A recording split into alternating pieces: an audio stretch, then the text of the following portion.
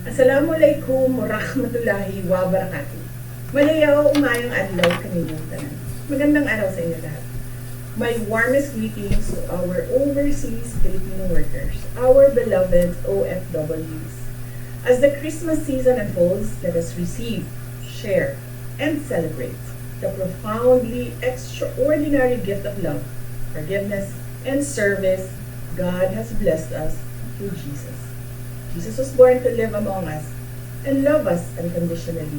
And this love forgets the pain, heals the wounds, and unites the broken. This love binds us together and extends beyond our borders, embracing our overseas Filipino workers who selflessly serve and sacrifice far from their loved ones. Malayo man kayo sa inyong mga mahal sa buhay, gusto kong ipabatid sa inyo na ang inyong pagsusumikap at dedikasyon ay nagdudulot ng saya at pag-asa hindi lamang sa inyong pamilya, kundi sa buong Pilipinas. With hearts touched by Jesus, we show compassion and care for the oppressed, the needy, the sick, the dying, and the dead. I wish that your celebration truly becomes meaningful and one that will deepen the love we have for our families and our country. Let us pray for the stability of our country and for Filipino families in difficult situations, that they are given strength, peace of mind, and faith in God to overcome their trials. Naway magdala sa inyo ang kapaskuhan na ito ng kapayapaan, kaginhawaan, at panibagong lakas at pag-asa. Mahal namin kayo at pinapahalagahan namin ang inyong mga sakripisyo. Magkasama o magkaiwalay, tayo ay iisang pamilyang Pilipino na nagdiriwang ng Pasko. Sa bawat video message, sa bawat online Christmas party, sa bawat kwentong ibinabahagi ninyo ngayong Pasko, alalahanin natin ang ating pinakadakilang regalo ay ang isa't isa. Maligayang Pasko at manigong bagong taon sa inyong lahat. Sa lahat ng ating ginagawa, ay para sa Diyos, sa bayan, at sa bawat pamilyang Pilipino. Syukran.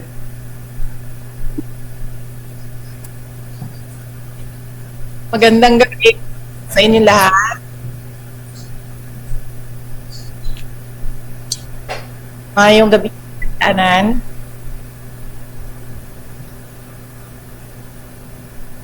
Unahin ko na ang aking pagpapalamat sa ZAID. Sila po nag-organize para gawin ang ating OFW Christmas online. At syempre, salamatan ko ang kasamahan ko sa Office of the Vice President, si Jaira Lagdameo, na aming liaison sa ating mga OFW groups at ang pang mga kasamahan sa MPRT ng Office of the Vice President.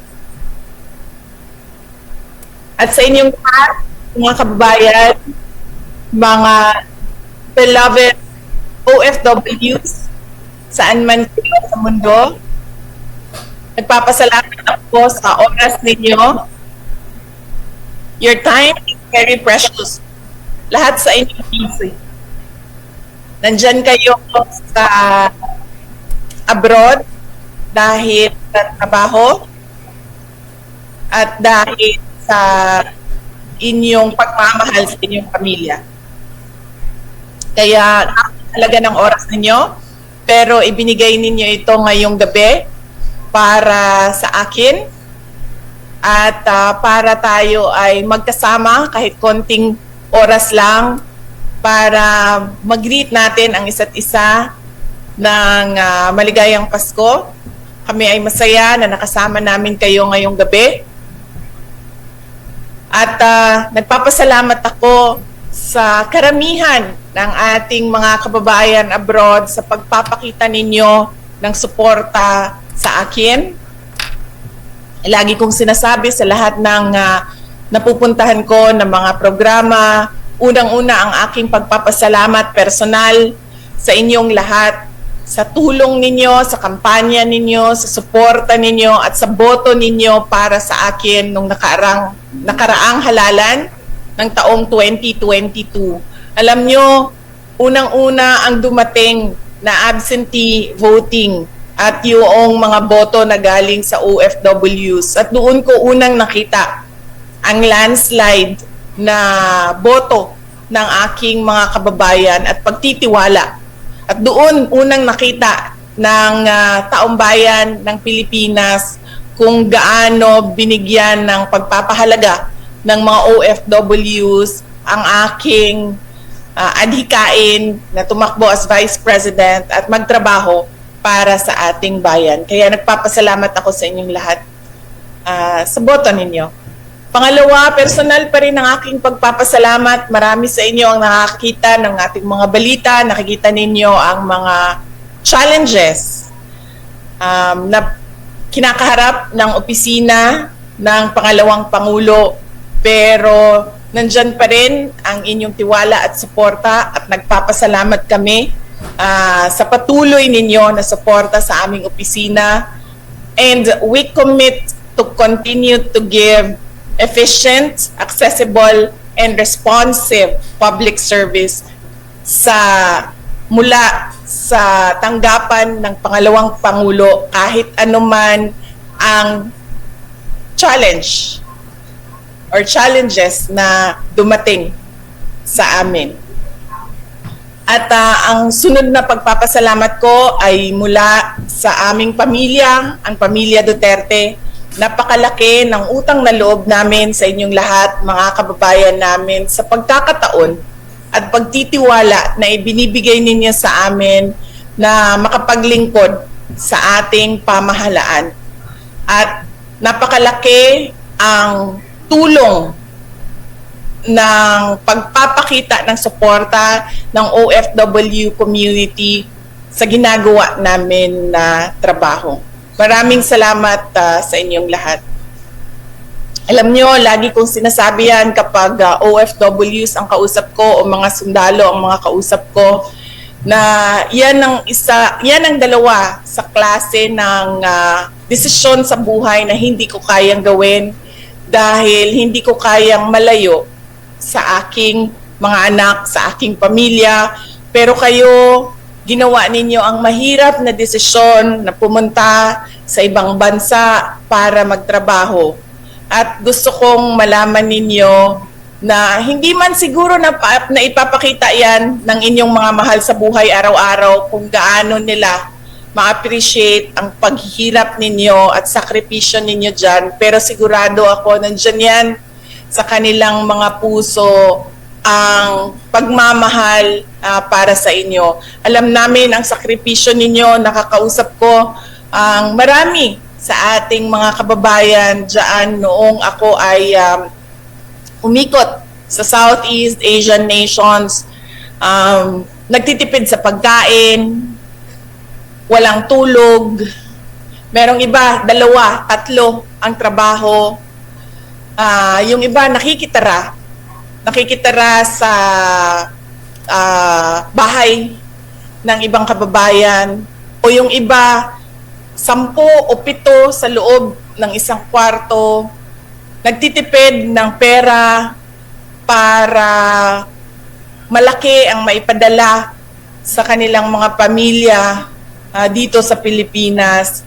At naiintindihan namin ang sakripisyo ninyo, kaya gusto ko din na malaman ninyo na alam namin na mahirap ang kalagayan dyan at kung pwede lang na hindi kayo umalis sa ating bayan dahil nandito na ang mga oportunidad na kung ano ang nakikita at nakakamit ninyo dyan, ay sigurado ang desisyon ninyo ay manatili sa ating bayan.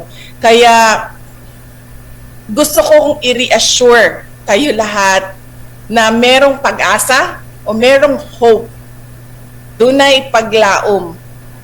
Sigurado ako na meron tayong makikitang mas maganda at mas malakas na bansa na Pilipinas sa darating na mga taon. Paniniguraduhin natin na ang Pilipinas na iiwan natin sa ating mga anak ay mas maayos kung ano ang nakikita natin ngayon. Sigurado din ako na marami sa inyo nasa mga bansa na sobrang ganda o sobrang advanced na sila at ang layo nila kung ikumpara natin sa ating bayan. At lagi tayong nagsasabi na pag nakikita natin yan abroad, na lagi tayong nagsasabi, sana ganito ang Pilipinas, sana ganito ang Pilipinas. Sinasabi ko sa inyo, may pag-asa tayo na maging isang superpower. Kailangan lang natin ng pagkakaisa at sinseridad ng mga kawani ng gobyerno, yung kanilang vision at pag-implement ng kanilang vision para sa bayan ay maayos at maayos ang implementasyon at natututukan ang mga problema ng ating bayan tulad ng korupsyon, kriminalidad, terorismo, insurgency, at kung ano pa man yung mga problema ng taong bayan. Kahirapan, kagutuman ay dahil walang oportunidad at walang foreign investments or investors na interesado sa ating bayan dahil katunayan, hindi tayo as competitive kung nasaan kayo ngayon. Pero kaya natin yan. Sabi ko nga, may hope, may pag-asa, doon ay paglaom para sa ato ang nasod. Maniwala lang kayo sa kakayahan nating mga Pilipino. And of course, dahil Pasko ngayon, sa lahat ng mga programa na na-attenan ko, lagi kong sinasabi, ang Pasko ay para sa pagpapatawad, para sa pagbibigay at pagmamahal. Forgiving, giving, and loving. Iba-iba ang ugali ng tao. Meron sa atin mabilis magpatawad, meron sa atin matagal magpatawad, meron sa atin hindi na nagpapatawad. Pero dahil Pasko ngayon, pwede nating pag-isipan, let's reflect on forgiving others who have hurt us, who have made us feel bad about ourselves, at may nasabing masakit, may nagawang masakit sa atin, na pag-isipan nating magpatawad ngayong Pasko. Lagi kong sinasabi, it's not about you, it is about them. Ang sunod ay giving and loving. Hindi mahalaga na mamahalin ang regalo natin. Hindi kailangan ang bagong iPhone, hindi kailangan ang bagong iPad, hindi kailangan ang bagong Apple Watch, hindi kailangan ang bagong Bluetooth na headphones. Ang mahalaga ay masaya ang ating mga mahal sa buhay dahil sa pagpapakita natin ng pagmamahal sa kanila. Dahil mahirap naman na kung may iPhone nga tayo, pero masakit naman ang loob natin sa nagbigay dahil merong hindi pagkasunduan o hindi merong nasabi na hindi maganda. Kaya ang mas importante ay masaya ang tao dahil minahal natin sila at alam nila yon. And of course, darating na ang year 2025. Isa lang ang dasal ko sa lahat ng mga Pilipino, hindi lang sa mga OFWs. Dasal ko na lahat merong good health. Dahil isa yan sa bagay na hindi kaya bilhin ng pera. I wish you all good health for the entire year of 2025. And meron akong special, meron akong surprise sa inyo, babati sila sa inyo ng Merry Christmas and a Happy New Year.